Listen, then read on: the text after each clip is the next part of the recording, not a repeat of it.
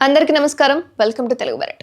కొద్ది రోజులుగా సినీ పరిశ్రమను పట్టిపీడిస్తున్న ఈ పైరసీ ఏదైతే ఉందో తాజాగా డైరెక్టర్ రామ్ గోపాల్ వర్మ దీని మీద స్పందించారు. ఇక పైరసీని అరికట్టాలంటే కేవలం దానిని అందించే వారిని కాకుండా చూసే ప్రేక్షకులను సైతం నేరస్తులుగా చూడాలని ట్వీట్ చేశారు. మరి ఎవరు చూస్తున్నారు ఏంటి అనేది తెలియదు కదా. అయితే సినిమా పైరసీ సమస్యపై ట్విట్టర్ ఖాతాలో సుదీర్ఘ పోస్ట్ చేశారు. ప్రస్తుతం ఆర్జీవి చేసిన పోస్ట్ అనేది నెట్టింటే తెగ వైరల్గా మారిపోయింది. అసలు ఏం చేశాడు ఏంటి అనేది అంటే, పైరసీ ఎప్పటికీ ఆగదు. ఎందుకంటే టెక్నాలజీ మరీ అడ్వాన్స్డ్గా ఉందని కాదు, లేదంటే పోలీసుల నిఘా మరీ బలహీనంగా ఉందని కూడా కాదు. దానికి ఒక్కటే కారణం, పైరసీ సినిమాలను చూసే జనం ఉన్నంత వరకు కూడా వాళ్ళకి ఆ కంటెంట్ను అందించే రవి లాంటి వాళ్ళు ఎప్పుడు ఉంటారు. ఇక్కడ జోక్ ఏంటంటే, ఈ రవి అభిమానులు అతన్ని గర్వంగా రాబిన్హుడ్తో పోలుస్తున్నారు. ఇదేదో నోబెల్ బహుమతి గెలిచేంతటి గొప్ప లాజిక్గా వాళ్ళు భావిస్తున్నారు. ముందుగా రాబిన్హుడ్ అనేవాడు హీరో అయితే కాదు. అయితే కరెక్ట్ లెక్క ప్రకారం చూస్తే అతడు ప్రపంచంలోనే మొట్టమొదటిగా నమోదు చేయబడిన ఉగ్రవాది. ధనవంతుల నుంచి దోచుకొని పేదలకు ఇస్తాడు.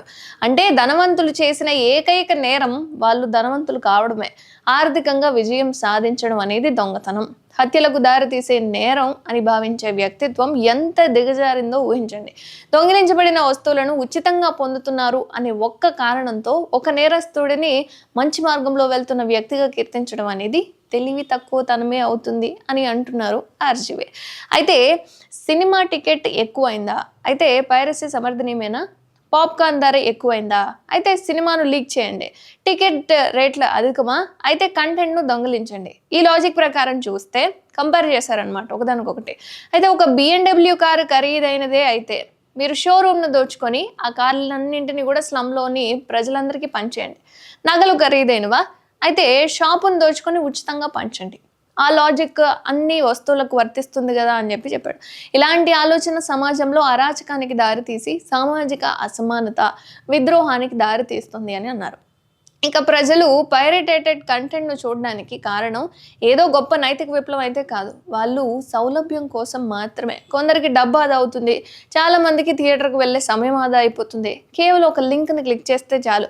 నాలాంటి వాళ్ళు కూడా అదే కారణంతో పైరేటెడ్ కంటెంట్ను చూస్తారు. పైరసీని ఆపాలని ఎవరైనా నిజంగా సీరియస్గా అనుకుంటే దానికి ఒక్కటే నిజమైన పరిష్కారం ఏంటి అంటే, కంటెంట్ను సరఫరా చేసే వారిని నేరస్తులుగా పరిగణించడంతో పాటు చూసే వాళ్ళను కూడా నేరస్తులుగా పరిగణించాలి.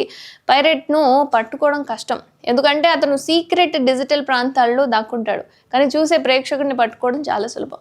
పైరేటెడ్ కంటెంట్ను చూస్తున్న యాదృచ్ఛికంగా ఒక 100 మందిని అరెస్ట్ చేసి వారి పేర్లను బహిరంగంగా ప్రకటించండి.